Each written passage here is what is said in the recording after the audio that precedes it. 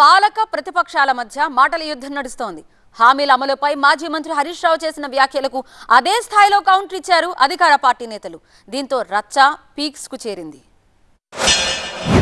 December 9 నాడే సంతకం పెడతాం, 4000 పెన్షన్ ఇస్తామన్నారు కదా, కనీసం ఆంధ్రప్రదేశ్ని చూసైనా నేర్చుకోండి, కళ్ళు తెరవండి అని చెప్పి నేను డిమాండ్ చేస్తా ఉన్నా.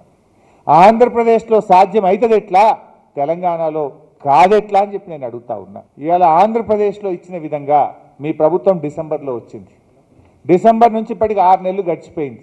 అంటే 6 నెలల 12,000 రూపాయలు ప్రతి అవ్వాతాతకు, రాష్ట్రంలో వృద్ధులైన పేదలకు, ఆసరా పెన్షన్దారులకు ఒక్కొక్కరికి 12,000 రూపాయలు ఈ కాంగ్రెస్ ప్రభుత్వం బాకీ పడ్డది.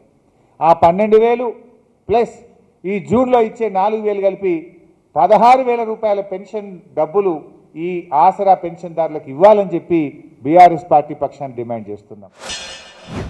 మీ మామ మెప్ల కోసం, మీ బామ్మాడిని ఒప్పించడం కోసం ఎన్నో ప్రయత్నాలు చేస్తున్నావు. ఇవాళ తెలంగాణ ప్రజలు గమనిస్తున్నారు. బీఆర్ఎస్ పార్టీ ఉనికి కోల్పోయింది, మొత్తం స్థానాల్లో డిపాజిట్ కోల్పోయింది.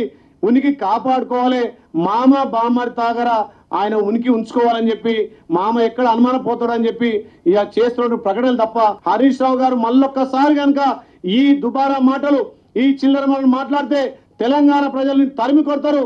గతంలోనే ఎంతో మంది నిరుద్యోగులు, ఎంతో మంది అమరవీరులకు అమరులైతందుకు నువ్వు చేసేటువంటి మోసం, ఆ రోజు నీకు పెట్రోల్ దొరికింది, అగ్గిపెట్ట దొరకలేదు. కాబట్టి అలాంటి చిల్లర ట్రిక్కులు మళ్ళొకసారి తెలంగాణలో రెచ్చగొట్టాలని చూస్తున్నావు.